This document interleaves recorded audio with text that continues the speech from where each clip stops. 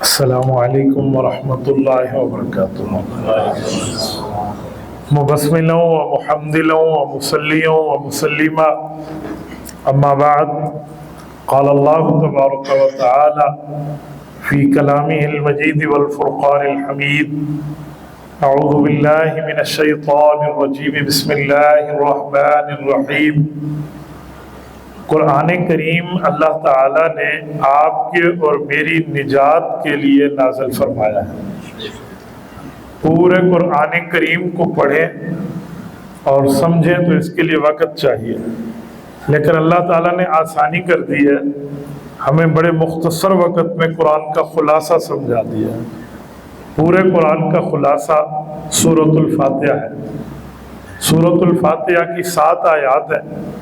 الحمدللہ رب العالمین سے شروع ہے، غیر المغضوب علیہم ولا الضالین پہ ختم ہے۔ جو مضمون اللہ نے پورے قرآن میں ذکر کیا ہے وہی تمام مضامین کا خلاصہ سورۃ فاتحہ میں ذکر کیا ہے۔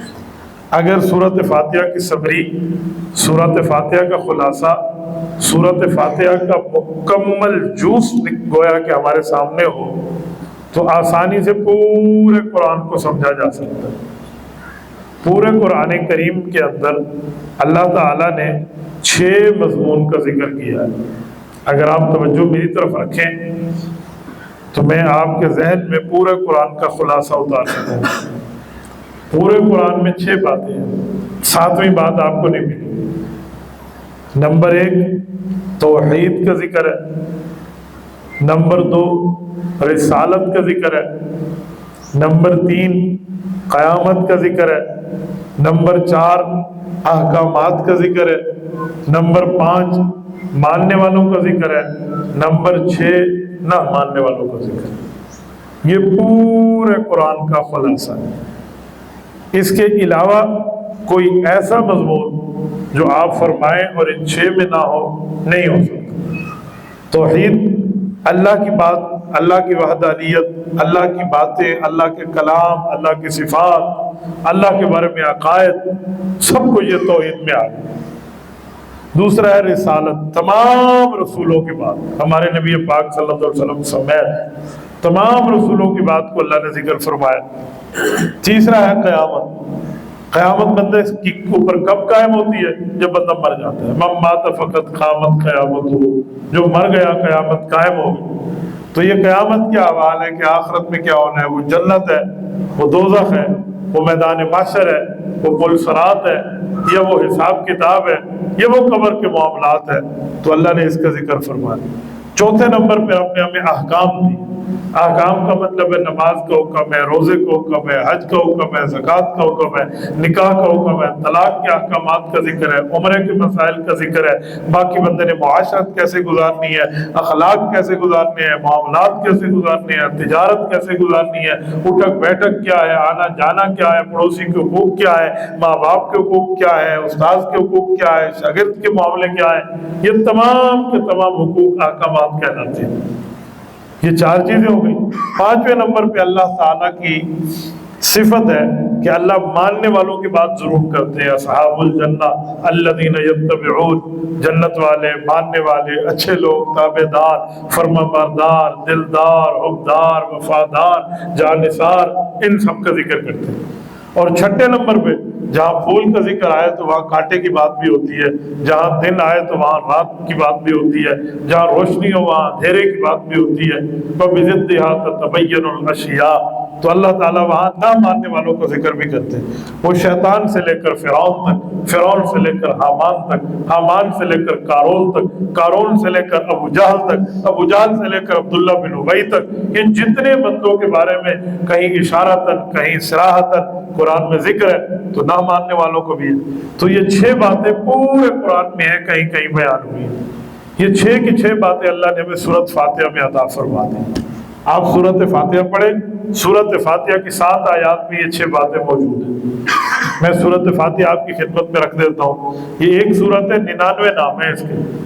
فاتحہ ہے، شافعہ ہے، اس طرح مشفعہ ہے، کئی نام ہے، مرضیہ ہے، سورۃ الدعاء ہے، سورۃ الافتتاح ہے، کئی نام ہے سورت کے۔ اس سورت میں رب کریم نے الحمدللہ رب العالمین سے شروع فرمایا، تمام تعریفیں اللہ کی ذات کے لیے، الرحمن الرحیم، جو مہربان بھی ہے، نہایت رحم کرنے والا بھی ہے، الرحمن الرحیم، مالک یوم الدین، قیامت کے دن کا مالک ہے، ایاک نعبد و ایاک نستعین، وہ اللہ ہے جس کی ہم خالصتاً عبادت کرتے ہیں، اسی سے مدد مانگتے ہیں۔ اہدنا الصراط المستقیم، اے اللہ میں سیدھے راستے پر چلا دے، صراط الذین، وہ ان لوگوں کا راستہ ہو، انعمت علیہم، جن پر آپ نے انعام کیا ہے، غیر المغضوب علیہم ولا الضالین، گناہگاروں کے راستے سے جن پر غصہ ہوا ہے کہ وہ گمراہ ہوئے، ان کے راستے پہ اللہ ہمیں مت چلائی ہو۔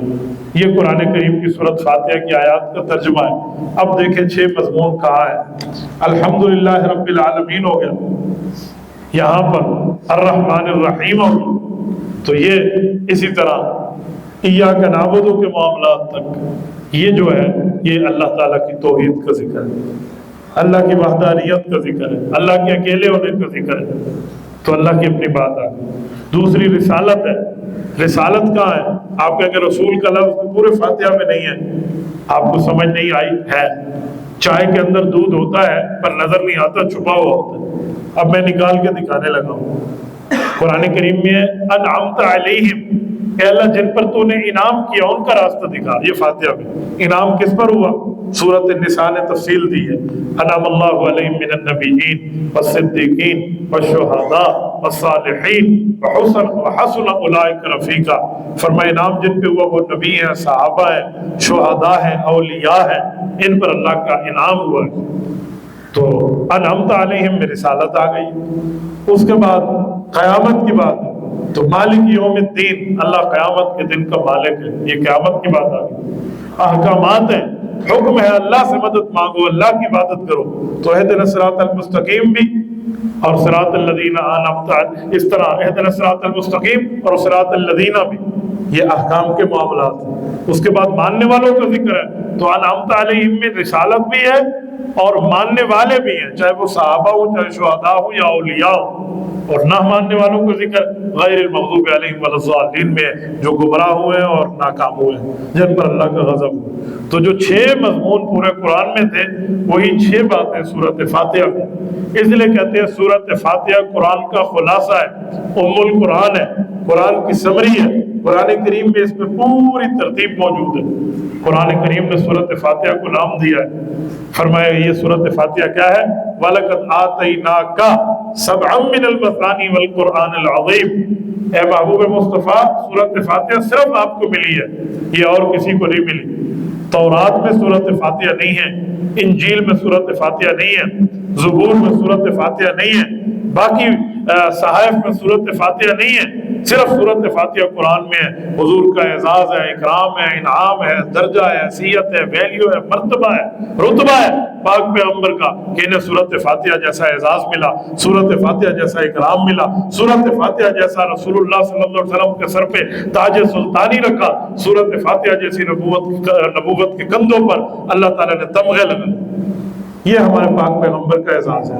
تو پورے قرآن کو سمجھنا اگر لینتھی تھا، وقت چاہیے تھا، تو سورۃ فاتحہ کو سمجھ لیں تو پورے قرآن کا خلاصہ ہو گیا۔ اب آپ یہاں سے اٹھیں، گھر جا کر کوئی پوچھے، کوئی دوست احباب پوچھے کہ آپ مفتی عبدالواحد قریشی کے جلسے میں گئے کیا سیکھ کے آئے، تو آپ یہ کہہ سکے کہ ہم سورۃ فاتحہ سمیت پورے قرآن کا خلاصہ سیکھ کے، پورے قرآن میں کیا ہم یہ سیکھ کے۔ اب جو بات میں نے آپ کی خدمت میں کی ہے میں دہراتا ہوں، پھر آپ سے سنو، 2-3 بندے ادھر سے، 2-3 ادھر سے، 2-3 ادھر سے، آپ مجھے بتائیں میں کیا کہہ رہا ہوں۔ آپ کو نہیں سمجھ آتی آپ پھر پوچھیں، نہیں سمجھ آتی پھر پوچھیں، لیکن اگر آپ کو سمجھ آتی ہے تو آپ اپنی زبان سے بھی تو کہنا۔ پورے قرآن کا خلاصہ کتنی چیزیں ہیں؟ بولتے نہیں ہیں، کتنی چیزیں ہیں؟ پہلی توحید یاد رکھ لیں، دوسرے نمبر پہ رسالت، تیسرے نمبر پہ قیامت، چوتھے نمبر پہ احکام، پانچویں نمبر پہ ماننے والے، چھٹے نمبر پہ نہ ماننے والے۔ میں پھر دوہراتا ہوں، I repeat again تاکہ آپ کے دماغ میں اترے۔ توحید، رسالت، قیامت، احکام، ماننے والے، نہ ماننے والے۔ توحید رسالت احکام قیامت ماننے والے نہ مانے، توحید رسالت احکام قیامت ماننے والے نہ مانے۔ تو دائیں ہاتھ سے مجھے شروع کر لینا چاہیے۔ آپ میں سے کوئی ساتھی مجھے سنائے پورے قرآن کا خلاصہ کتنی باتیں ہیں؟ 6 باتیں، اور وہ 6 باتیں پورے قرآن میں بھی ہے اور سورۃ فاتحہ میں بھی ہے۔ کوئی ایک ساتھی سنا دے جی۔ پورے قرآن کا خلاصہ سورۃ فاتحہ میں ہے، اور پورے سورۃ فاتحہ میں 6 مضمون قرآن کا مجموعہ سورۃ فاتحہ میں ہے جی۔ اور سورۃ فاتحہ میں 6 پہلے اللہ کی بات، پہلے توحید، رائٹ، رسالت، اللہ کے احکامات اور اللہ ڈرنا، ماننا اور نہ ماننا۔ نہیں ایک دفعہ پھر دوہرائیں، آپ کو آتا ہے لیکن آپ نے جلدی کر لی ہے۔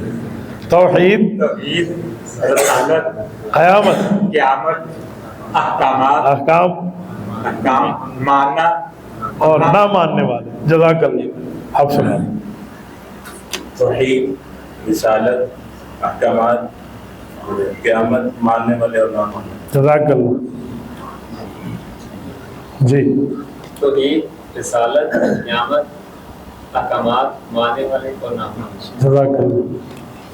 حضرت آپ سنا دیں۔ توحید، رسالت، قیامت، احکامات، ماننے والے اور نہ ماننے والے۔ جزاک اللہ۔ دیکھا یہ ہوتا ہے دین کی محفل کا ایک جو ہے نا کیا کہتے ہیں مجلس مذاکرہ، کہ جو کہیں اور اس کو یاد بھی کریں۔ اے نو مسیتے مولوی دی گاٹے پا دے وہی کہتا رہے تے سانو سناتا رہے۔ میری گفتگو میں طرز ہوتا ہے، نوجوان میرے بھائی بیٹھے ہیں، یہ تو بھائی اٹھ کے، میں تو پہلے نمبر سے شروع کر رہا تھا، ٹھیک ہے۔ تو اس طرح بندے کو یاد ہونا چاہیے، ریوائز ہونا چاہیے، تاکہ بندہ کہہ سکے کہ میں گیا ہوں اور میں کچھ سیکھ کے آیا ہوں۔ ہمارے ایک بزرگ تھے، فوت ہو گئے، حضرت مولانا عبدالستار توسوی نور اللہ مرکزہ، بہت بڑا نام ہے۔ حضرت توسوی فرماتے تھے میرے جلسے میں شخص آتا ہے اور مائی صاحبہ بعد میں پوچھتی ہے، اسی بڑی پوچھا 10 مولوی کی کیا کیا 10 مولوی ریڑے پھیر دیتے رہے، واہ واہ کر دیتے رہے، او مولوی بننے پھاٹ کے رکھ دیتے رہے۔ آخا کیے تھے 10 یاد تھے مینوں بھی کوئی نہیں، مولوی کی حق میں سچ آ گیا۔ تو میں نہیں چاہتا تھا کہ آپ بھی گھر جا کر یہ کہ حق سچ اس نے کہا ہے، تو حق سچ جو کہا ہے تو حق سچ یاد بھی ہونا چاہیے۔ بھائیو پورے قرآن کا خلاصہ کتنی چیزیں ہیں؟ 6 چیزیں ہیں۔ نمبر 1 توحید، نمبر 2 رسالت، نمبر 3 قیامت، نمبر 4 احکام، نمبر 5 ماننے والے، نمبر 6 دیکھو اب سب بول رہے ہیں، میں نے نہیں کہا کہ اونچا بولیں، میں نے نہیں کہا اونچا بولے، آپ کہہ رہے ہیں، تو یہ اس طرح دوہرا لی جائے نا بات کو تو بہت اچھا ہو جاتا ہے۔ اللہ آپ کو سلامت رکھے، باکرامت رکھے، خوش و خرم رکھے، اللہ ہمیں شریعت پہ عمل کی توفیق عطا فرمائے۔ جزاکم اللہ تعالی وآخر دعوانا الحمدللہ رب العالمین۔ مفتی صاحب دعوت ولیمہ کے بعد جو نندرہ لیا جاتا ہے اس کے بارے میں ہمارے ہاں کاپی پر لکھا جاتا ہے، پھر اس کو واپس کرنا ہوتا، زیادہ دینا چاہیے، اس کا کیا حکم ہے؟ یہ بھائی آپ کے ولیمے کا بل ہے۔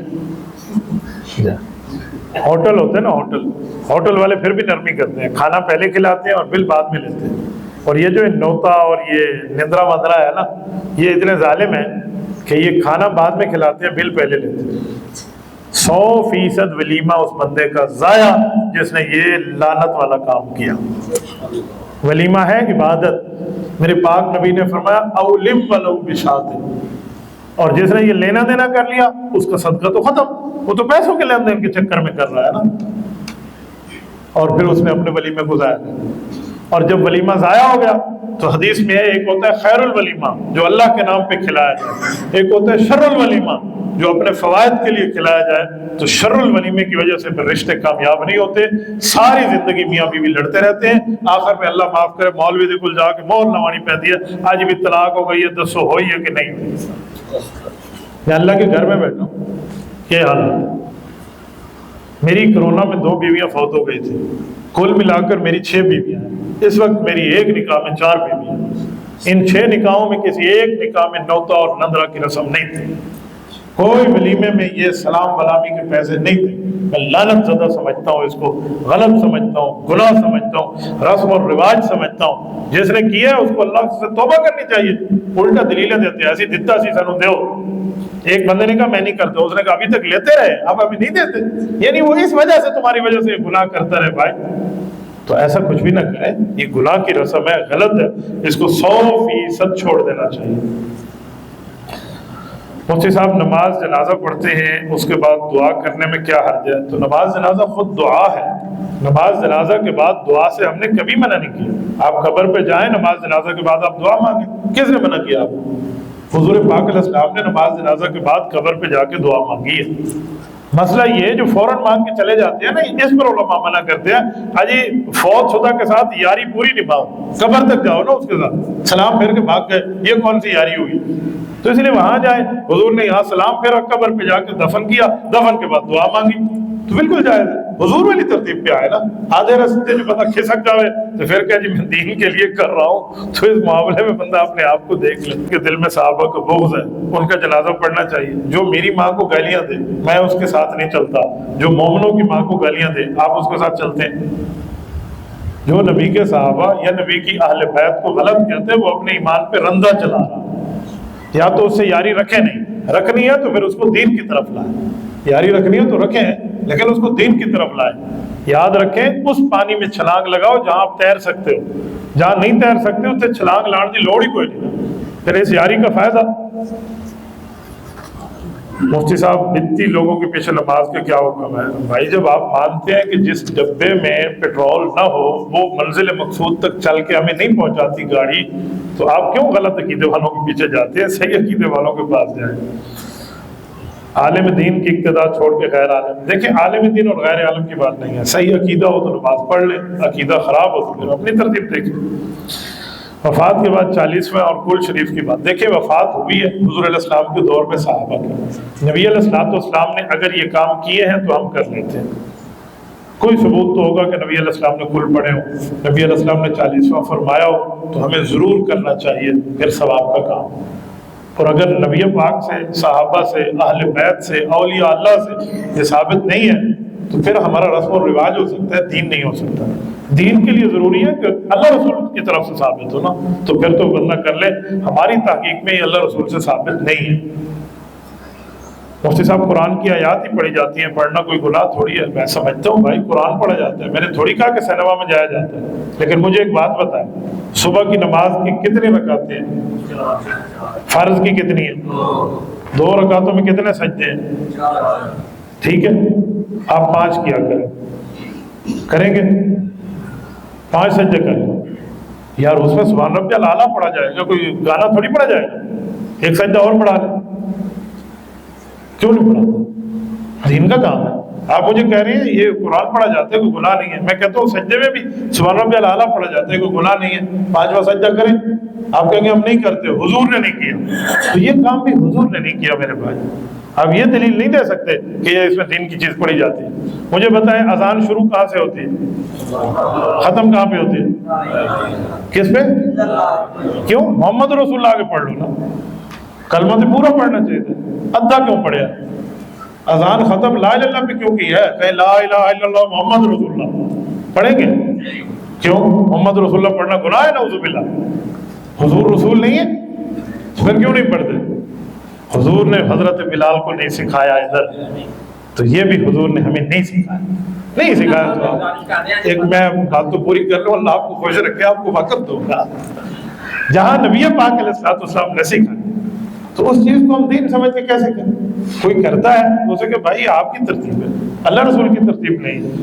دیکھیں یہ دلیل نہیں دی جا سکتی کہ یہ سب دین کی بات ہو رہی ہے، میں سمجھتا ہوں دین کی بات ہوگی، ہم گانے تھوڑی کہیں گے، غیبت تھوڑی کریں گے، بہتان تھوڑی کریں گے، الزام تراشی تھوڑی کریں گے، ہم دین کی بات کریں گے۔ لیکن دین تب دین ہے جب وہ دین جس پہ اترا ہے اس سے ثابت ہو، اور اگر اس سے ثابت نہیں ہے، صحابہ سے ثابت نہیں ہے، تو پھر آپ کہتے ہیں ہمارا رواج ہے، پھر تو ٹھیک ہے، پھر یہ نہیں کہیں گے دین ہے۔ آپ کہ میرا، میں آپ کو مثال دے رہا ہوں، میں اس وقت گاڑی پہ چل کے آیا ہوں، گاڑی حضور کے دور میں نہیں ہے، یہ کار، یہ پراڈو، یہ جو ہے نا کیا کہتے ہیں گاڑیاں حضور کے دور میں نہیں ہیں، ہم اس پہ چلتے ہیں، ہم جہاز میں جاتے ہیں حج اور عمرے پہ، جہاز حضور کے دور میں نہیں ہے۔ کوئی دنیا کا بندہ یہ نہیں کہے گا کہ گاڑی پہ بیٹھنا ثواب ہے اور اگر کوئی گدھے گھوڑے پہ جائے تو گناہ ہے، وہ کہیں گے جو آپ کو سہولت وہی کریں، گاڑی پہ جائیں تب بھی ٹھیک ہے، نہ جائیں کسی اور طریقے سے تب بھی ٹھیک ہے۔ تو بھائی یہ بھی اگر آپ کہہ دیں کہ آپ کل 40واں کریں تب بھی ٹھیک ہے، نہ کریں تب بھی ٹھیک ہے، تو پھر تو بات بن جائے گی کہ دین کا ایسا نہیں مانتا۔ لیکن جب میں کہوں گا یہ دین ہے، ثواب ہے، اس کو کرنا چاہیے، جو نہیں کرے گا وہ غلط کر رہا ہے، تو پھر اس کے لیے ثبوت چاہیے ہوگا۔ جزاک اللہ، ارشاد فرمائیں۔ اذان سے پہلے جو پڑھتے ہیں نا، پہلے الصلاۃ والسلام علیکہ، یا جائز ہے یہ اس میں کوئی ہے؟ اکثر مقصد یہ ہو رہا ہے ہمارے گاؤں میں بھی اکثر۔ اذان سے پہلے درود پاک پڑھنا ثابت ہے، اذان کے بعد بھی درود پاک پڑھنا ثابت ہے، اس پر کوئی انکار نہیں ہے، لیکن اس کو اذان کا حصہ بنا کے پڑھیں یہ ہم نے کہیں نہیں پڑھا۔ نماز سے پہلے درود پڑھ لیں، نماز کے بعد درود پڑھ لیں، کوئی مسئلہ نہیں، لیکن اس کو نماز کے اندر سبحانک اللہم کیسا بنا لیں یہ ثابت نہیں ہے۔ نماز اذان کے ساتھ درود پاک کوئی مسئلہ نہیں۔ حضرت بلال جب اذان دیتے، حضور علیہ السلام تشریف لاتے تو وہ درود پڑھ لیتے، لیکن اس کو اذان کا حصہ بنائے کہ جو پڑھے تو وہ نیکی کر رہا ہے، جو نہ پڑھے وہ گناہ کر رہا ہے۔ یہ کام حضور نے حضرت بلال کو نہیں سکھایا تھا۔ اذان 15 الفاظ پر مشتمل ہے، اللہ اکبر سے شروع ہے، لا الہ الا اللہ پہ ختم۔ ادھر ہم محمد الرسول اللہ بھی نہیں بڑھا سکتے، حالانکہ حضور اللہ کے رسول ہیں، جو نہ مانے وہ بے ایمان، لیکن بڑھا نہیں سکتے کہ حضور نے نہیں سکھایا۔ تو درود پاک جو ہے وہ اذان سے پہلے پڑھا جاتا ہے تو آپ پڑھ لیں، لیکن اس کو اذان کا حصہ نہ بنائیں۔ ایک دوسری بات، الصلاۃ والسلام علیکہ یا رسول اللہ، یہ درود حضور کی قبر مبارک کا ہے۔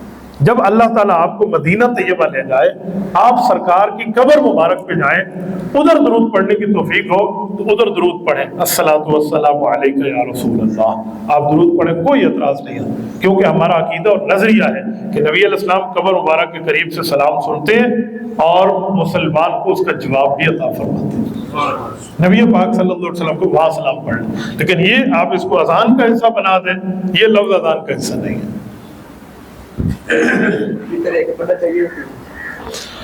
حدیث پاک ہے، حضرت عمر رضی اللہ عنہ کی روایت ہے، مصنف عبد الرزاق میں ہے کہ وتر ایسے پڑھو جیسے مغرب کی نماز ہے۔ اب مغرب کی نماز کتنی؟ 3 ہے، تو وتر بھی 3 وتر پڑھنا چاہیے۔ یہ ایک بات ذہن میں رکھیں، نبی پاک صلی اللہ علیہ وسلم نے رفع الیدین کیا بھی ہے، حضور پاک صلی اللہ علیہ وسلم نے رفع الیدین چھوڑا بھی ہے، حضور سے دونوں ثابت ہیں۔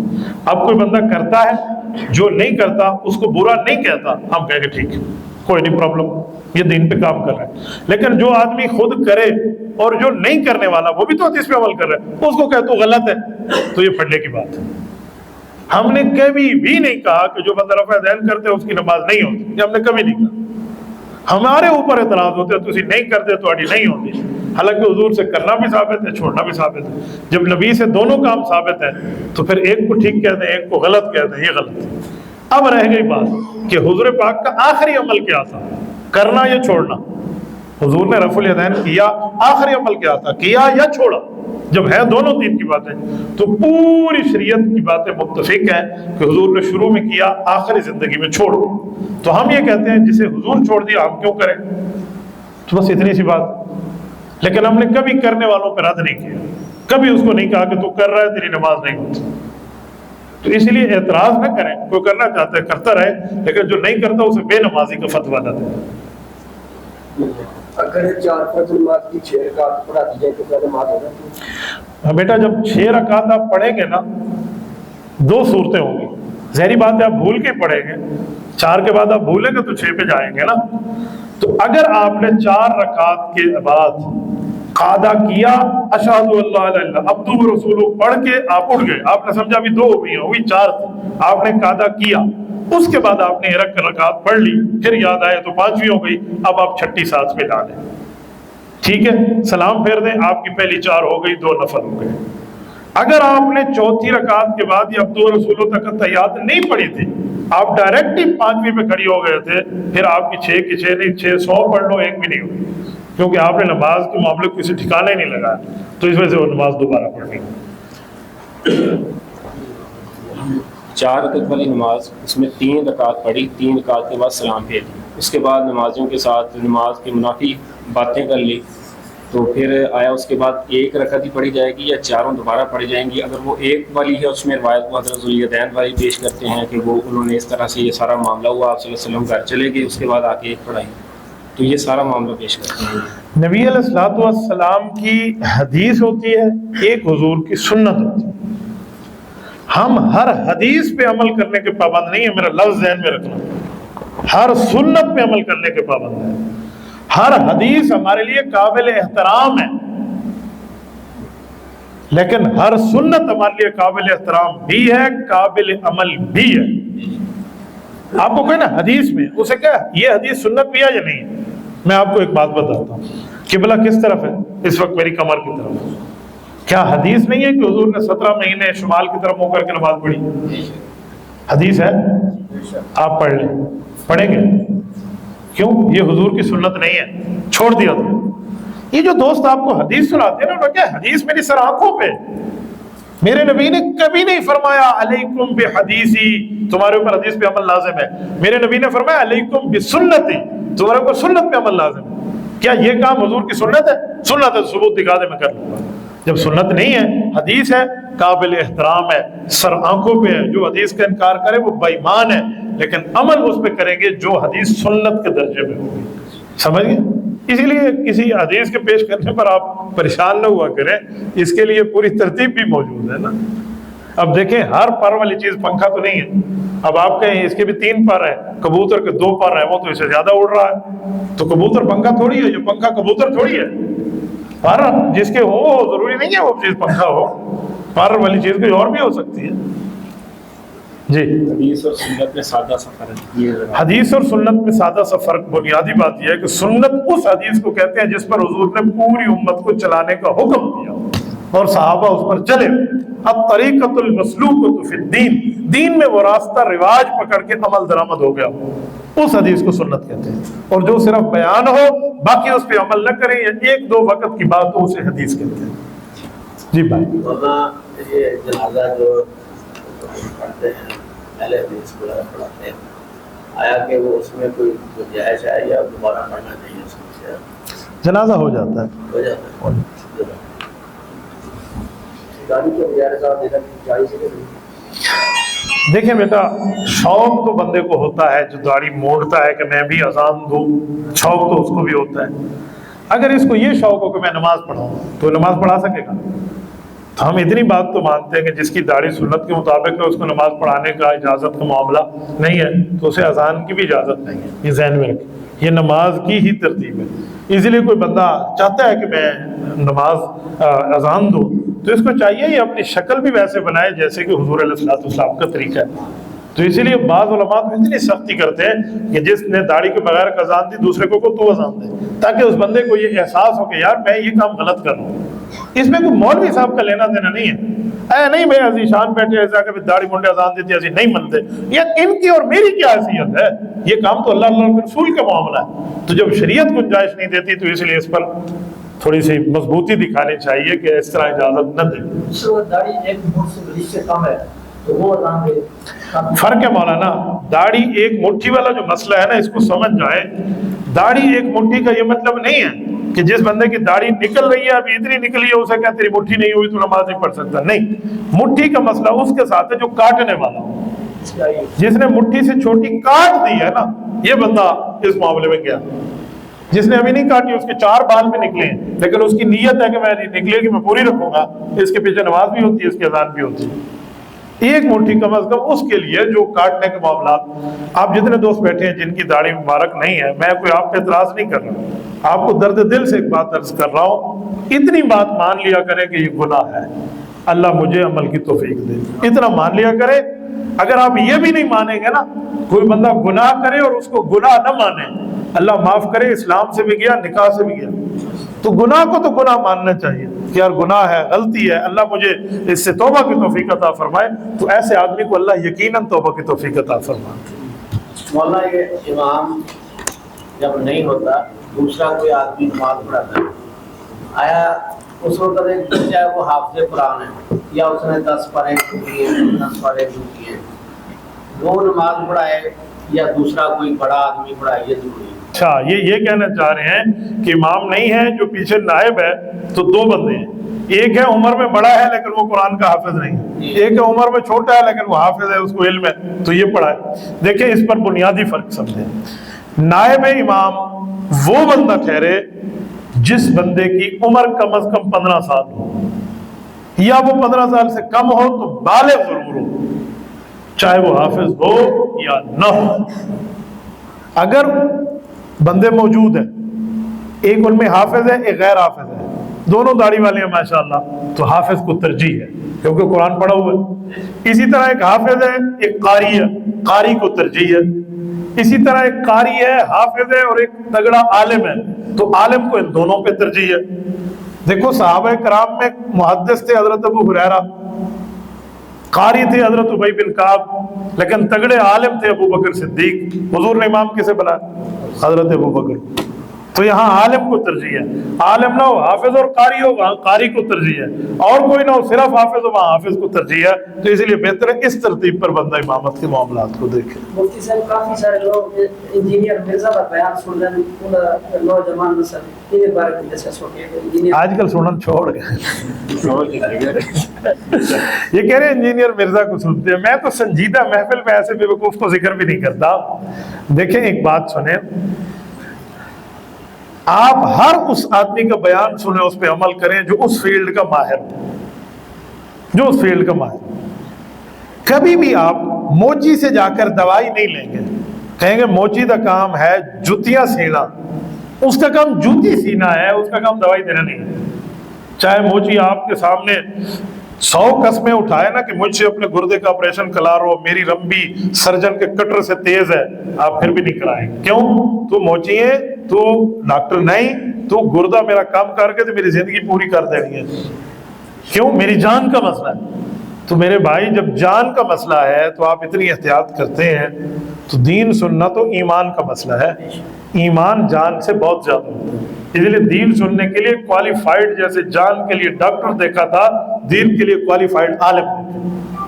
انجینئر مرزا نہ حافظ ہے نہ عالم ہے، نہ قاری ہے نہ مفتی ہے نہ محدث ہے، صرف سر پہ پگڑی باندھی ہے۔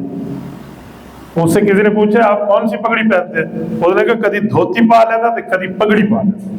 یہ اس کا لفظ نہ ہونا، آپ مجھ سے پروف لے لیں۔ انہوں نے کہا جو دھوتی میں ڈالتا ہوں اسی کی پگڑی بنا لیتا ہوں، خواتین کے دوپٹے کی پگڑی بنا لیتا ہوں۔ آپ سنیں اس کو؟ آپ کہاں بیٹھے؟ میں آندھا ایئر بات کر رہا ہوں اور وتھ پروف بات کر رہا ہوں۔ جرات ہے تو میرے مجھے کہے تو نے غلط کہا ہے، میں کلپ پیش کرنے کے لیے تیار ہوں۔ جس بندے کو اتنا ہی نہیں پتا کہ شلوار کے کپڑے کی پگڑی بنا دو، یا وڈے مرزے کا کام ہے تو چھوٹے مرزے کا کام ہے، درمیان اتنے کوئی رائے کوئی نہیں نا۔ حضرت میں آپ کو بتاؤں، ایک منٹ بات سنیں، میں کہتا ہوں ابو بکر بیٹھا ہے، یہ ابو بکر میٹرک پاس ہے، مثال، پتہ نہیں شاید زیادہ پڑھے ہو، مجھے نہیں انکار، لیکن میٹرک کسے کہتے ہیں؟ تو کہیں گے میٹرک کا معنی ہے پہلے وہ پلے میں آئے گا، KG 1 2 کرے گا، پھر نرسری میں آئے گا، پھر پریپ میں آئے گا، پھر پرائمری پوری کر کے مڈل کراس کرے گا، مڈل کے بعد میٹرک میں آئے گا۔ ایسے ہی ہے۔ عالم کسے کہتے ہیں؟ جو پہلے اولا درجہ پڑھے گا، پھر ثانیہ درجہ پڑھے گا، پھر تیسرے سال ثالثہ درجہ پڑھے گا، چوتھے سال رابعہ درجہ پڑھے گا، پانچویں سال خامسہ درجہ پڑھے گا، چھٹے سال سادسہ درجہ پڑھے گا، ساتویں سال سابعہ درجہ پڑھے گا، آٹھویں سال دورہ حدیث کا درجہ پڑھے گا، وہ عالم ہے۔ کتنے درجے ہو گئے؟ 8، اولا، ثانیہ، ثالثہ، رابعہ، خامسہ، سادسہ، سابعہ، ثامنہ۔ ان میں سے ایک درجہ بھی مرزے نے نہیں پڑھا تو ایسے بندے کو الچٹو من الڈگر کہہ سکتے ہیں، عالم نہیں کہہ سکتے۔ ہماری عوام بڑی سادی ہے، جس کو کک بھی نہ آئے حضرت دین کا، کک یقال لہو کک، جس کو آپ کک کہتے ہیں نا، کک کی شودے کو نہیں آتا، تو پھر ہم کیا کریں؟ ہمارے حضرات بہت ساتھ ہیں۔ مجھے ایک دوست نے ایک دن کہا کہ وضو میں ایک مرتبہ بازو دونوں بھول گیا، تو میں نے ایک مولوی سے مسئلہ پوچھا، اس نے کہا خیر ہے، اللہ غفور الرحیم ہے، کوئی نہیں، مسئلہ نماز ہو جاتی۔ تو مجھے کہ بھول جائے تو میں نماز پڑھ لوں۔ میں نے کہا وہ عالم کس مدرسے کے فاضل تھے؟ تو میں نے نہیں پتا، وہ گھنٹی جا رہے سی، وہ ماشاءاللہ انہوں نے سنت کے مطابق داڑھی بھی سی، سارے تے انہوں نے رومالا پایا ہوا سی، بس انہیں گل ہے۔ میں نے کہا گلے میں ٹوٹی لٹکائی ہوئی ہو، ہاں، اور ہاتھ میں انجیکشن رکھا ہوا، دوائی لے لیں گے؟ ڈاکٹر ہے، نہیں، جان دا مسئلہ ہے، میں ایمان دا مسئلہ دکھائے رہے، پتہ نہیں اس بیچارے نے داڑھی رکھی ہوئی ہے، داڑھی دے مطلب تھوڑی وہ مولوی ہے، مولوی کا داڑھی سے تعلق نہیں ہے، داڑھی کا تعلق تو مسلمان سے ہے۔ اللہ معاف کرے، مولوی داڑھی کٹا بیٹھے تو اس کا اپنا غلط فعل ہے۔ یہ کوئی داڑھی رکھ لے تو وہ عالم تھوڑی بن جائے گا، اس کو تو عالم بننے کے لیے یہ کم از کم 8 درجے ہیں، ورنہ اس کے اوپر بھی 5 درجے ہیں۔ تخصص فی الافتاء ہے، تخصص فی التفسیر ہے، تخصص فی الحدیث ہے، تخصص فی الدعوت والتبلیغ ہے، اور تخصص فی القضاء ہے۔ انہیں 5 اسپیشلائزیشن کورسز کہتے ہیں۔ یہ 8 سال کے بعد 5 سال تو اور ہیں، 3 سال یہاں حفظ کے ہیں، تو 8 اور 8 16 سال میں جا کے مولوی بڑھتا ہے۔ تو یہاں یہ 16 دونے 8 بیٹھے، جو کہ 16 دونے 8 ہوتا ہے، آپ اس مرزے کو عالم مان کے بیٹھے ہیں، اس لیے اس پر کچھ گزارا۔ تب تک ان کی گلڈی چڑی ہوئی ہے جب تک یہ کسی تگڑے کے سامنے بیٹھا نہیں ہے۔ جس دن بیٹھا، یقین مانے میں اپنے اللہ پر اعتماد کر کے کہتا ہوں، علمی دنیا میں وہ دن اور رات آخری نہ بنا دے تو پھر کہہ رہے ہیں انشاءاللہ۔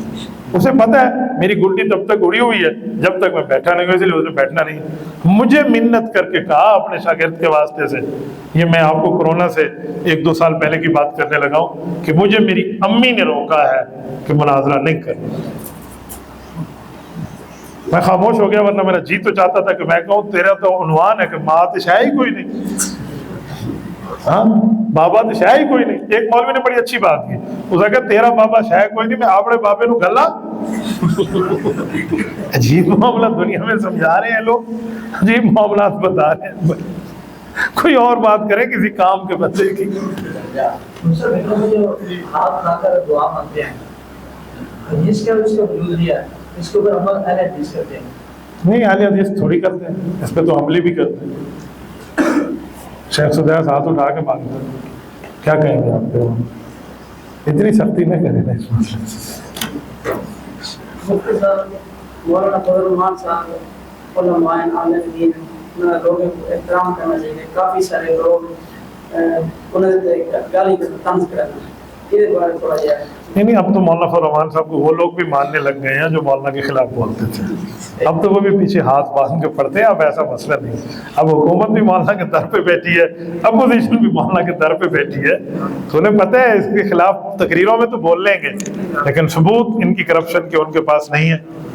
میرے صوبے میں تحریک انصاف کی 15 سال سے گورنمنٹ ہے KPK میں، 15 سال سے، 1 سال میں 365 دن ہے، ٹھیک ہو گیا تو 1000 دن سے زائد حکومت کر چکے ہیں، ایک کیس بھی مولانا پہ نہیں بنا سکے۔ تو جو سب سے بڑے ہمارے مخالف ہیں وہ ہم پہ کیس نہیں بنا سکے، باقی PDM دی جماعتیں تھے سارے پرانے اتحادی نے، تو اسی لیے ایسا مسئلہ نہیں ہے، ہم سارے اس کو جان گئے۔ یہ حضرت مولانا فضل الرحمان ان کا نماز جنازہ فاتحہ واسطے پڑھنا جائز ہے نہیں جائز؟ میں تو نہیں پڑھتا، میں تو اس سے بچتا ہوں، بچنا چاہیے تو بہتر ہے۔ جی مولانا اگر ہمارا امام جو سنی ہو، جنازہ میت ہو تشریف ہو، ہمارے ایسے کرتے ہیں، 2 جنازے ہوتے ہیں، اہل تشریف میں رکھ پڑھ لیتے ہیں، میت اہل تشریف ہوتی ہے، پھر جب ہوتا ہے ایسے ہمارے ساتھ ہوتے ہیں۔ آپ اس کا جنازہ کیوں پڑھتے ہیں؟ وجہ سنی امام کے پڑھنے کی وجہ سے اس کے سارے صحابہ کو دی ہوئی گالیاں معاف ہو جائیں گی؟ ایسا کام نہ کریں۔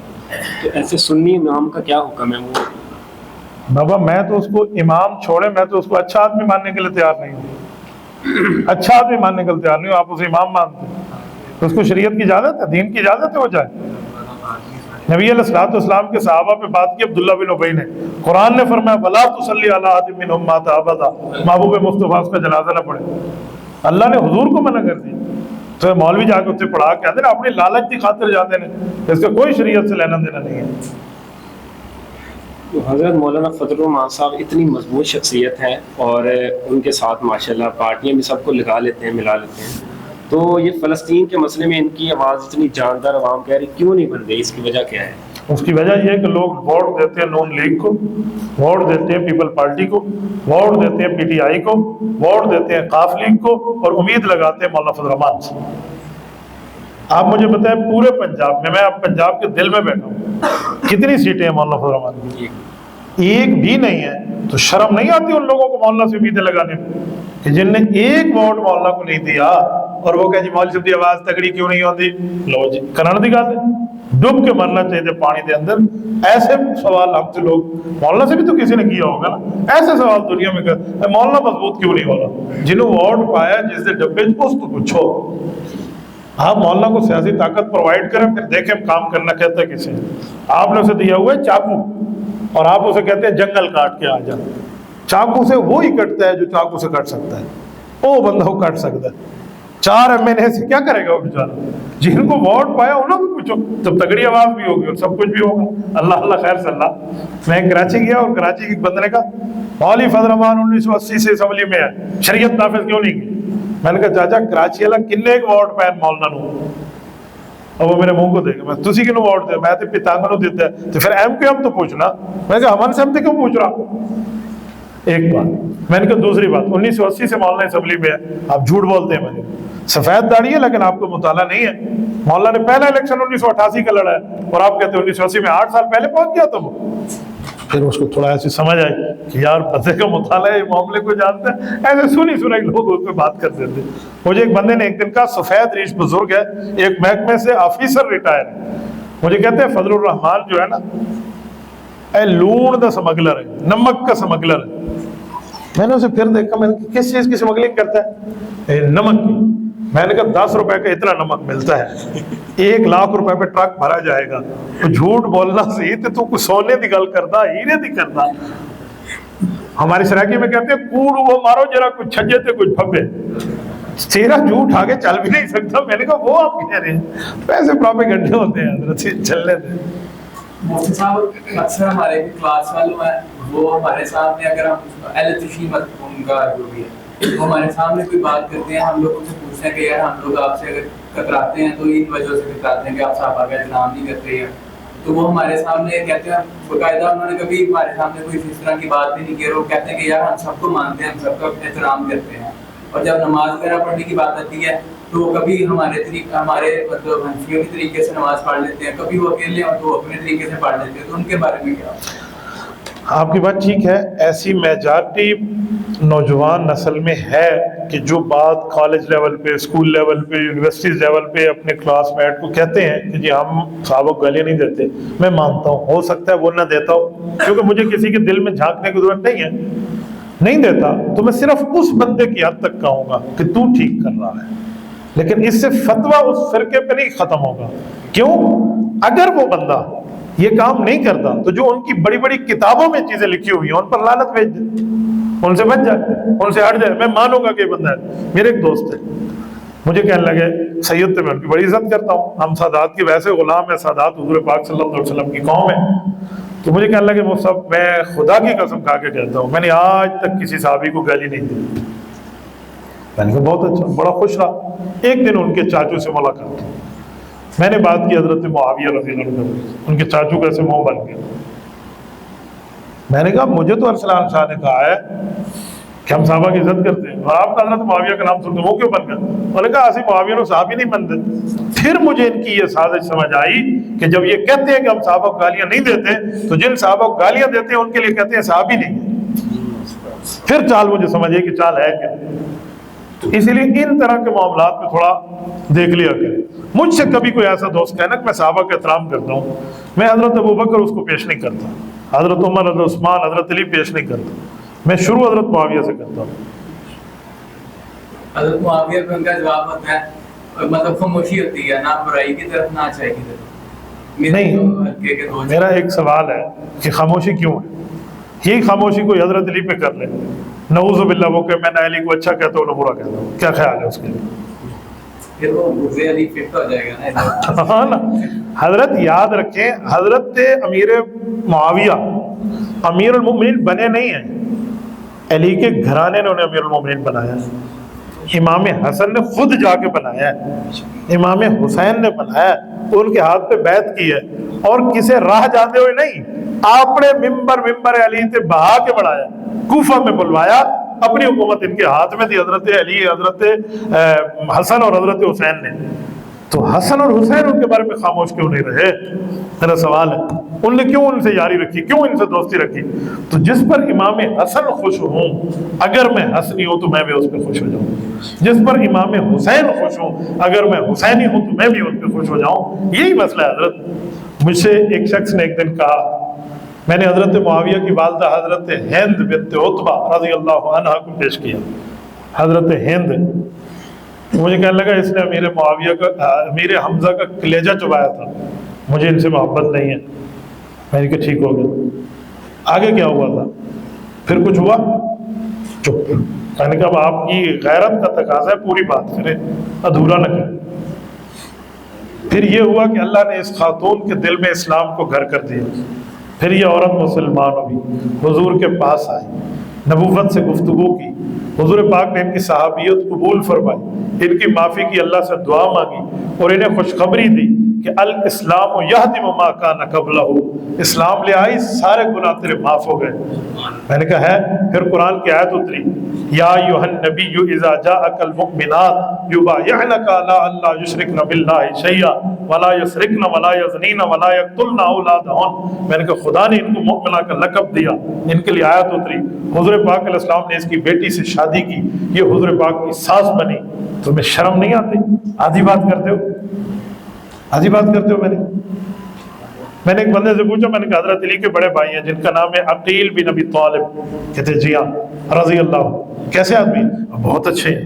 میں نے کہا جنگ بدر میں یہی عقیل ابو جہل کے فوجی تھے، ابو جہل کی طرف سے حضور سے لڑنے آئے تھے یا نہیں آئے تھے؟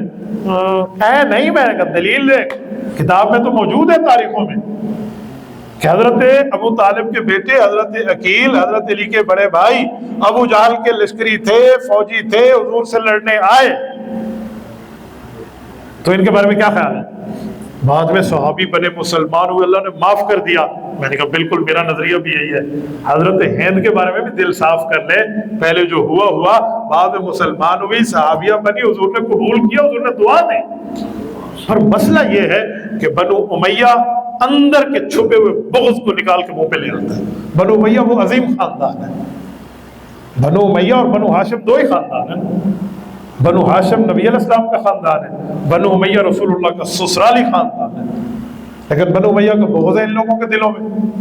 بنو امیہ یوں، بنو امیہ۔ اور میں نے کہا ظالم حضور کی 4 بیٹیاں تھیں، تو اس ظالم کو سوچنا چاہیے 3 بیٹیاں بنو امیہ میں گئی ہیں، 1 بیٹی بنو ہاشم میں گئی ہے۔ آپ کہتے ہو بنو امیہ غلط خاندان ہے؟ 3 لخت جگر حضور نے بنو امیہ خاندان میں رشتہ دیا۔ حضرت زینب، حضرت رقیہ، حضرت ام کلثوم ابو العاص ابن ربیع کو دی۔ لقیط یہ بنو امیہ ہے، حضرت خدیجہ کا بھانجا ہے، اپنی خالہ زاد بہن سے اس کا نکاح ہے، دونوں سگے مسات ہیں۔ نبی علیہ السلام کی بیٹی اور رسول اللہ کا داماد، شادی ہو گئی۔ اور حضور پاک نے اس شخص کے لیے فرمایا انہ وفا لی وصدقنی، اس بندے نے مجھ سے سچ بولا، مجھ سے وفا کی۔ اپنے پہلے داماد کی حضور نے تعریف کی ہے، صحابی بنے ہیں بعد میں۔ پھر حضرت عثمان کو بیٹی دی، یہ بھی بنو امیہ ہے، وہ بیٹی فوت ہو گئی تو حضور نے دوسری بیٹی عثمان کو دی۔ آپ کو پتہ ہے آج کہیں ایک رشتہ ہو جائے نا، لوگ اتنے تنگ ہو جاتے ہیں، لوگ کیا تو کہتے پھر انہوں نے رشتہ نہ دے، وہ تو بڑی فضول مخلوق ہے، ساڈا اتنا باپ ہے کہ سانو پتہ چھڑ دے انہوں۔ تو حضور پاک نے تو اسی گھر میں دوبارہ اس شخص کو دوسرا رشتہ دیا ہے، تو اس کا معنی ہے عثمان ڈبل پاکیزہ خاندان سے تعلق رکھتا ہے۔ کیسے حضرت عثمان پہ بول جاتے ہیں؟ 3 رشتے بنو امیہ میں گئے، ایک حضرت سیدہ فاطمہ رضی اللہ عنہ کا رشتہ بنو ہاشم میں گیا۔ تو خدا کے بندے بنو امیہ تو تم محبوب رکھتے ہیں اس کو، اس کے خلاف باتیں کیسے کو تیار ہو جاتے ہیں۔ اب بنو امیہ میں سے بعد میں کوئی ظالم آ جائے تو کہیں گے اس کی وجہ سے پورا بنو امیہ غلط ہو گیا، تو میں نے کہا تیرا دماغ خراب ہے۔ ابو جہل کی وجہ سے مکہ غلط نہیں ہوتا، حالانکہ ابو جہل بھی مکے کا ہے، لیکن مکہ مکرمہ ہے۔ عبداللہ بن ابی بے ایمان کی وجہ سے مدینہ خراب نہیں ہوتا، حالانکہ عبداللہ بن ابی مدینے کا رہنے والا ہے۔ خود خدا نے کہا ہے وَمِنْ أَهْلِ الْمَدِينَةِ مَرَضُوا عَلَى النِّفَاقِ لَا تَعْلَمُهُمْ نَحْنُ نَعْلَمُهُمْ سَنُعَذِّبُهُمْ مَرَّتَيْنِ، کہ مدینہ کے اتنے اجدر منافق ہیں، آپ ان کو نہیں جانتے، ہم ان کو جانتے۔ یہ اللہ نے قرآن میں کہا ہے سورۃ نمبر 33 سورۃ احزاب پارہ نمبر 22 میں۔ تو ان بے ایمانوں کی وجہ سے حضور کا مدینہ خراب نہیں ہوا، مدینہ منورہ ہے۔ تو یار کسی خاندان میں ایک بے ایمان کی وجہ سے پورے خاندان کو غلط کیوں کہہ دیتے ہو کہ بنو امیہ ایسے ہیں؟ تو ایسے نہیں ہو سکتا۔ ٹھیک ہے،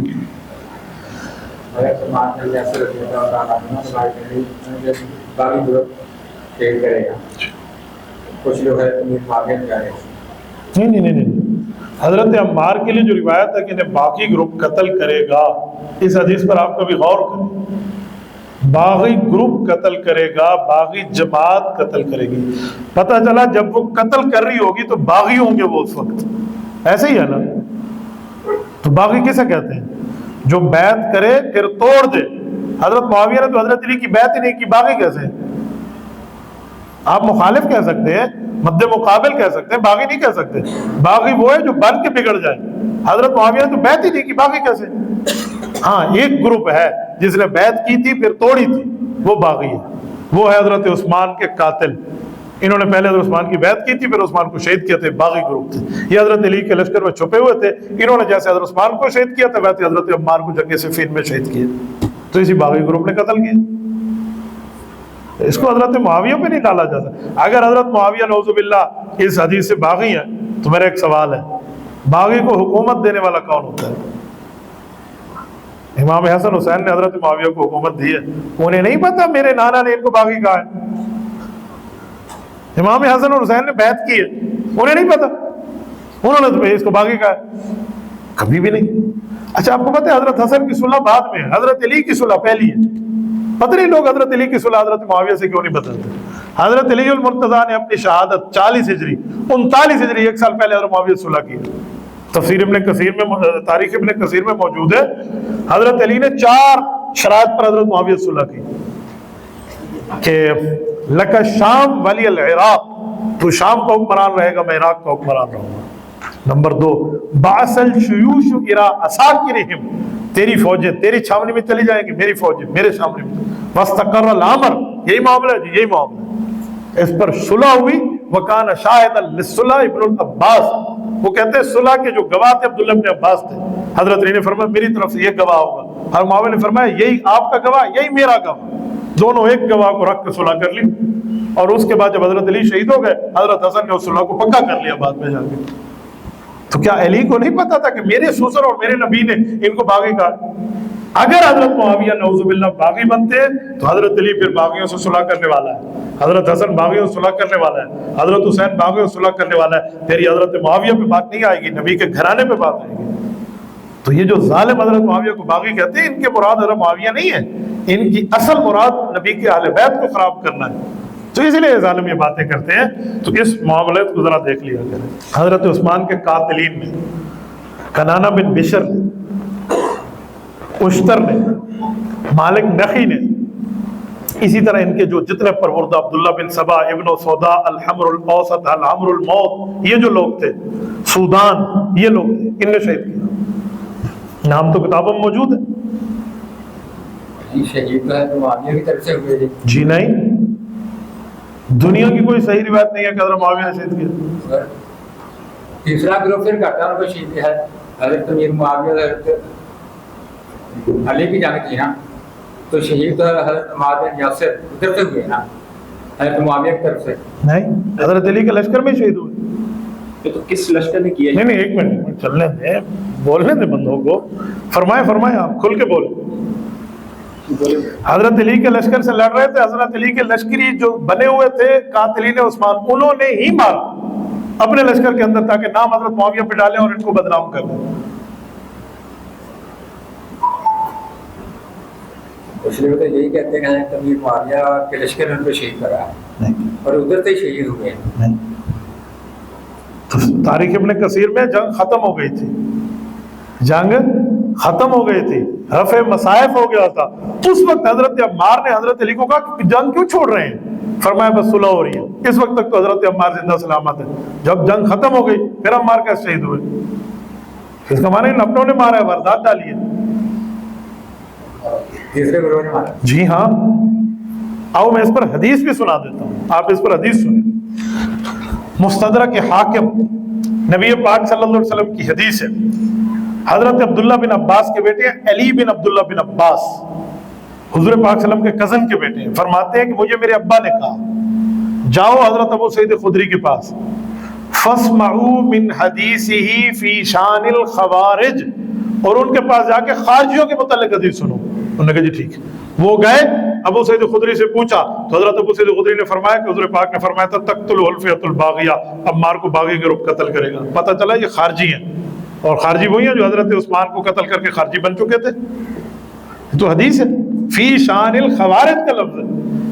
اس کو حضرت معاویہ پہ فٹ کریں گے تو حضرت علی پر الزام آئے گا کہ حضرت معاویہ نے قتل بھی کیا، باغی بھی تھے، اس کے باوجود بھی حضرت علی نے صلح کی. کیوں؟ کوئی مجبوری پڑ گئی تھی.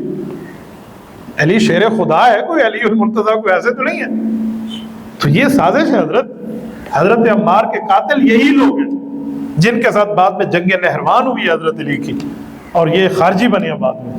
اور یہ بات حدیث سنائی. اب میں آپ کو حدیث کی شرح سناتا ہوں. امام ابن بطال رحمۃ اللہ علیہ کی شرح صحیح البخاری جلد نمبر 3 کتاب الصلاۃ باب التعاون فی بناء المسجد. امام ابن بطال کہتے ہیں لأن عمار قتلہ الخوارج حین بعث علی الی جماعتہم، کہ حضرت علی نے حضرت عمار کو بھیجا کہ جاؤ اس باغی گروپ کو سمجھا کے آؤ. یہ جو حضرت عثمان کے قاتلین والے تھے انہوں نے حضرت عمار کو شہید کر دیا. پھر اس پر سوال ہوا کہ خوارج تو بعد میں بنے تھے، ابھی تو خارجی تھے نہیں، تو شہید کیسے؟ کہ جو بعد میں خارجی بنے انہوں نے شہید کر دیا. یہ امام ابن بطال کے لفظ ہیں، اور امام ابن بطال وہ ہیں جو حافظ ابن حجر اسقلانی سے 405 سال پہلے دنیا سے فوت ہو گئے. یہ ان کی شرح میں آج بھی موجود ہے. اور یہی بات جو میں کہہ رہا ہوں مولانا ظفر احمد عثمانی نے برات عثمان میں لکھی ہے، سید نور الحسن شاہ بخاری نے لکھی ہے، مولانا عبدالستار توسیع نے مدلل جواب میں لکھا ہے، امام اہل سنت ہمارے استاد مکرم شیخ سرفراز خان صفدر رحمہ اللہ نے احسان الباری میں لکھا ہے. یہی بات لکھی ہے جو میں آپ کو عرض کر رہا ہوں. کیوں کہ حضور نے حضرت عمار کو صرف یہ نہیں فرمایا تھا تمہیں باغی گروپ قتل کرے گا، بلکہ یہ فرمایا تھا یا عمار لا یقتلک اصحابی ولکن تقتلک الفئۃ الباغیہ. ایک الفرید میں روایت موجود ہے کہ عمار تجھے میرے صحابہ نہیں ماریں گے، تمہیں تو باغی گروپ قتل کرے گا. تو کہتے ہیں یہ دلیل ہے کہ حضرت معاویہ تو صحابی ہیں، وہ قاتل نہیں ہے، لہٰذا باغی وہی تھے جو قاتلین عثمان تھے. پر مسئلہ یہ ہے کہ یہ بات بتائی نہیں گئی. وہ engineer and company Maududi and company نے جو مرضی آئے صحابہ پہ جو باتیں کر دی تو ہمارے حضرات اس میں پریشان ہو جاتے ہیں.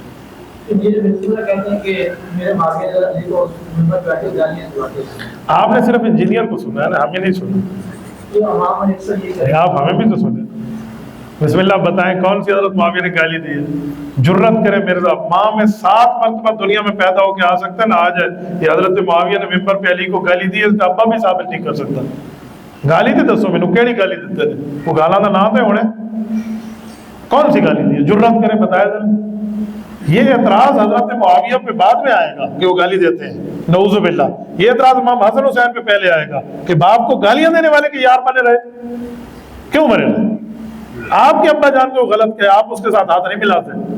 چہ جائے کہ امام حسن جا کر حکومت دے دے حضرت معاویہ کو، حضرت امام حسن حسین کیوں بنے رہے؟ ان کو نہیں پتا تھا.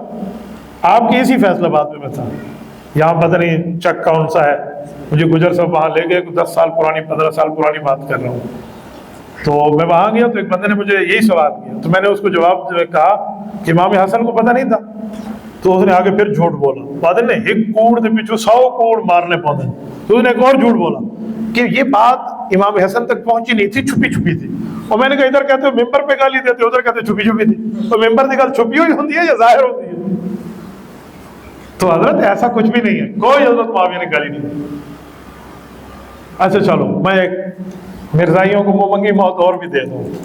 یہ جو کہتے ہیں نا گالی دی، اس روایت میں لفظ ہے سبا، کہتے ہیں سب کا مطلب ہے گالی دینا. انہیں کہ جرت کے ساتھ دل باندھ کے بیٹھو اور لکھو سب کا مطلب ہے گالی دینا. یہ لکھ دیں، ان کا ابا بھی نہیں لکھے گا، کیونکہ اسی مسلم شریف میں لکھا ہوا ہے. حضور فرماتے ہیں اللہم انی سببتہ، اے اللہ جس کو میں نے سب کیا، حضور فرماتے ہیں اس کو قیامت میں بخش دو. اب کرو ترجمہ گالی ہے. حضور خود فرماتے ہیں سببتہ، میں نے جسے سب کیا. اگر سب کا معنی ہے گالی کہو، ادھر ترجمہ کیا کرتے ہیں؟ جس کو میں نے سخت لفظ کہا. تو ادھر کہو نا حضرت علی اور معاویہ کی جنگ چل رہی تو حضرت علی نے بھی سخت لفظ، حضرت معاویہ نے حضرت علی کو سخت لفظ کہا. جنگ میں سخت لفظ کہہ ہی دیتے ہیں، کیڑی گل ہے؟ اس کا معنی کوئی گالی ہے؟ ایسے جاہل چپل پٹا چپل ہے، نہ ان کو سب کا معنی آتا ہے نہ ان کو دلیل کا معنی آتا ہے. کچھ بھی نہیں کر سکتے حضرت. میں نے کہا کہ 7 جنم لے کر آ جائیں، یہ اہل حق سے بات نہیں کر سکتے. ہم آنے ہر بات کر، ہم بھی تو ممبر پہ کہہ رہے ہیں نا. انہوں نے وہ ممبر تے گل یاد ہے، ساڑی ممبر تے جواب یاد کوئی نہیں ہے. یہ جو تعلیمات کتاب ہے اہل حدیث اس کو کہتے ہیں کہ نا یہ جس نے لکھی نا اس کو ڈاکٹر نے کہا تھا کہ آپ نے ٹیسٹ کرے آپ کا ذہن لکھی، تو اس نے لکھی تو ابھی کہتے ہیں کہ یہ نا فضول بات ہے. اس کا نام ہے ٹھیک ہے بیٹا، وہ لوگ یہ کہتے ہیں، آپ ٹھیک کہہ رہے ہیں، لیکن تحقیقی بات ہے کہ وہ غلط کہتے ہیں۔ فضائل اعمال 7 کتابوں کا مجموعہ ہے، اس میں 7 کتابیں ہیں: فضائل نماز، فضائل ذکر، فضائل درود شریف، فضائل تبلیغ، مسلمانوں کی پستی کا موجودہ مسلمانوں کی پستی کا حل، فضائل حج، فضائل درود شریف، یہ 7 کتابیں۔ 8ویں ہے حکایات صحابہ۔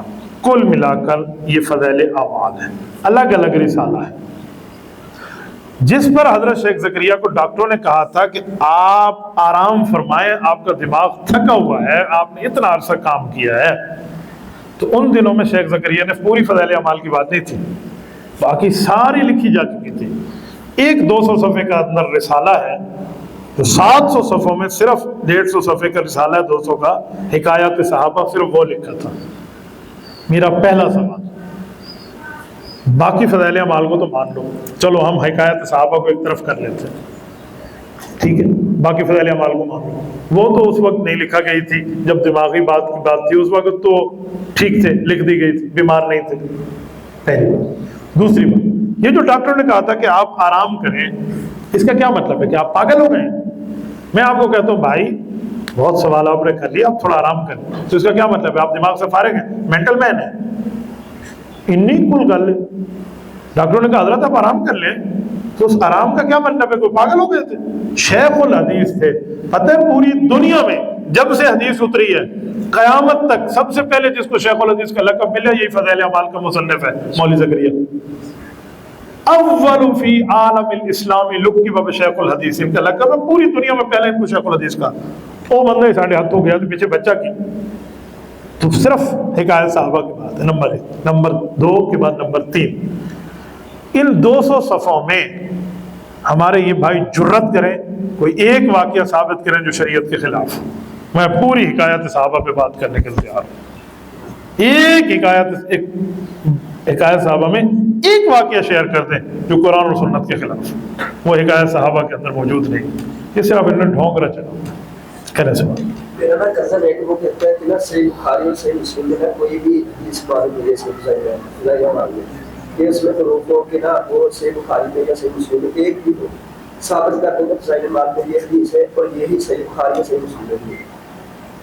میں آپ کو بتا، یہ وہ سوال ہے جس پر مولانا طارق جمیل صاحب نے بھٹی کو کہا ہے کہ تینوں بخاری مسلم میں بخار چڑھ گیا ہے، یہی وہ سوال۔ بیٹا صحیح بخاری اور صحیح مسلم میں پیغمبر کی ساری حدیثیں ہیں، تو ساری نہیں ہے تو پھر آپ بخاری مسلم کو ہمیں پابند کیوں کرتے ہیں؟ صحیح بخاری صحیح مسلم میں حضور کے فرمان کے ساتھ لا الہ الا اللہ محمد الرسول اللہ، پورے بخاری اور مسلم میں فرمان نبوی موجود نہیں ہے، آپ کلمہ چھوڑ دیں۔ پورے بخاری سے مجھے کلمہ طیبہ دکھا دے حضور کا فرمان ہو، یا پوری مسلم سے مجھے کلمہ طیبہ دکھا دے حضور کا فرمان ہو، یہ میں نے 500 ریال کے لگ بھگ کی گھڑی لی ہے، یہ آپ کو تحفہ ہے۔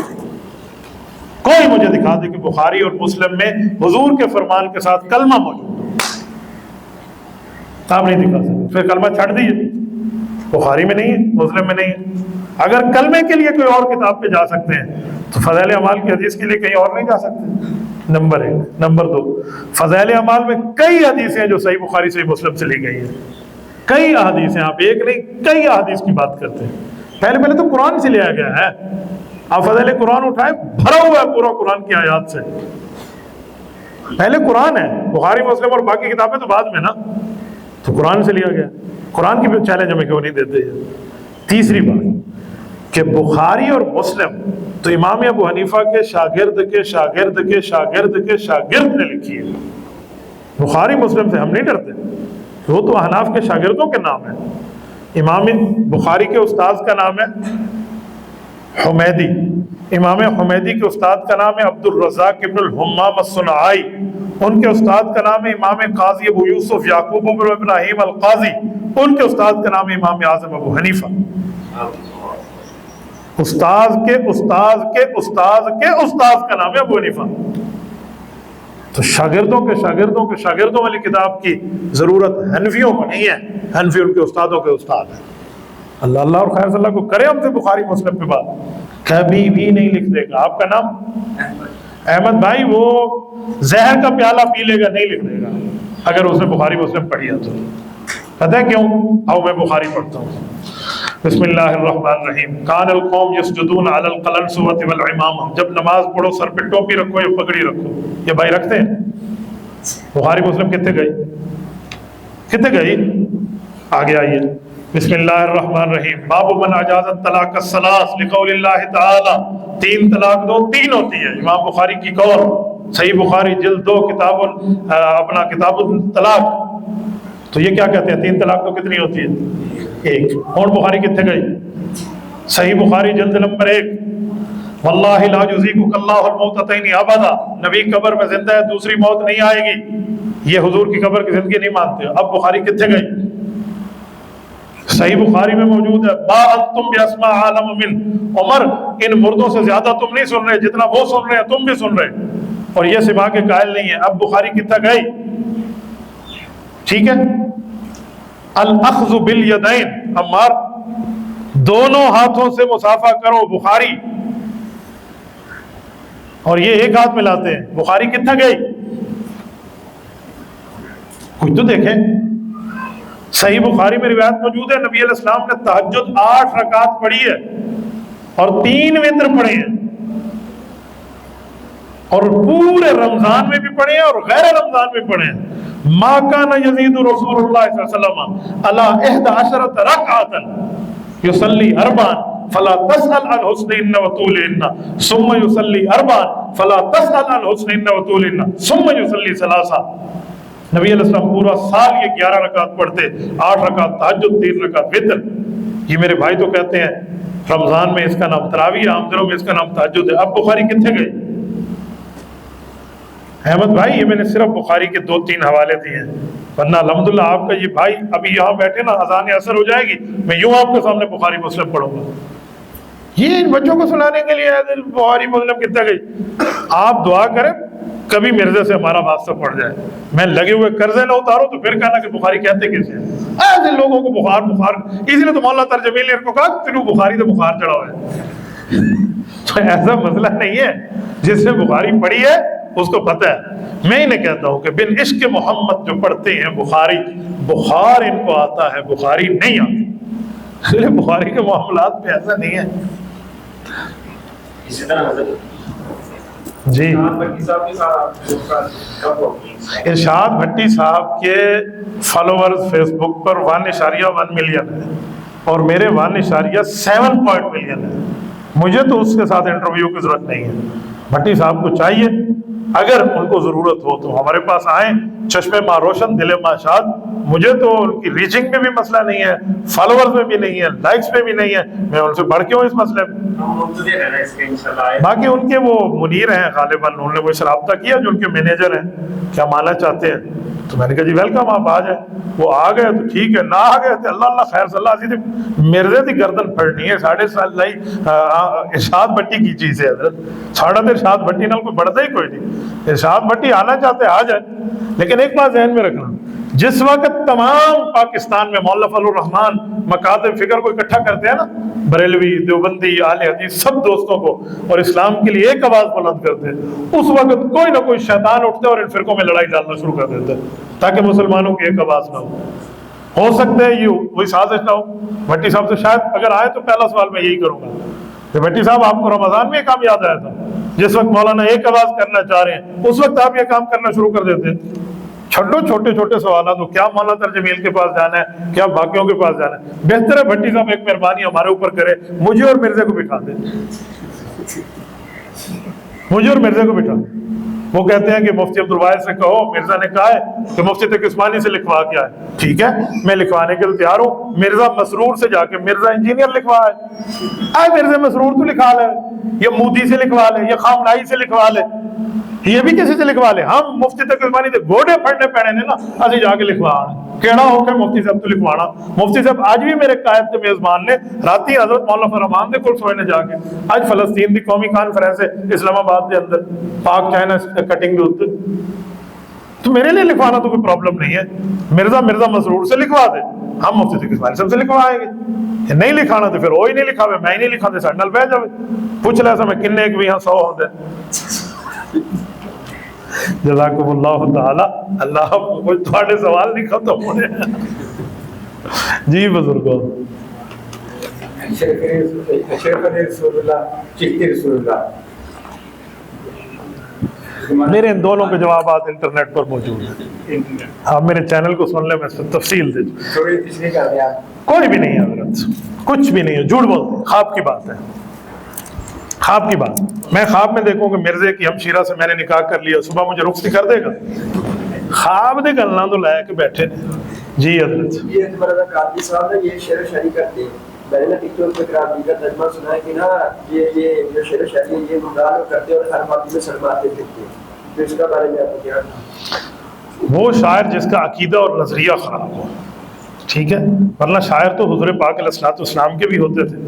شاعرین رسول اللہ میں حضرت عبداللہ بن رواحہ اور حضرت سلمۃ بن الاقویٰ, حضرت حسان ابن ثابت رضی اللہ عنہ, یہ موجود ہیں. اور حدیث ہے وَإِنَّ مِنَ الشِّعْرِ لَحِکْمَةٌ, کہ شعر میں حکمت کی باتیں بھی ہوتی ہیں, بعض شعر ایسے بھی ہیں. تو اس لیے ہر شعر کو غلط نہیں کہہ سکتے. جو شاعر غلط ہو, جیسے مرزا قادیانی اونٹ پڑھانگ تو شعر پڑھتا سی, وہ غلط نے, ٹھیک ہے, جڑے حق نے وہ حق نے. فرض نماز کے بعد اجتماعی دعا کرتے کرنی چاہیے, حدیث سے ثابت ہے, بہقی شریف کی روایت ہے. حسین علیہ السلام کا نام علی علیہ السلام کا نام کیسے ہے؟ کہہ سکتے ہیں, کوئی پرابلم نہیں, یہ کوئی اتنی بڑی بات نہیں. حضرت حسین کو علیہ السلام تو امام بخاری نے بھی صحیح بخاری میں لکھ دیا, یہ کوئی اتنا بڑا عنوان نہیں ہے. بینک کا ملازم جو اس کی نوکری کیسی ہے؟ بینک اگر سود سے پاک ہو تو کر لیں. سیکورٹی گارڈ بھی نہیں, میں تو کسی معاملے میں ساتھ نہیں چلتا. حفاظت سے اس نے سود بھی کرنی ہے نا.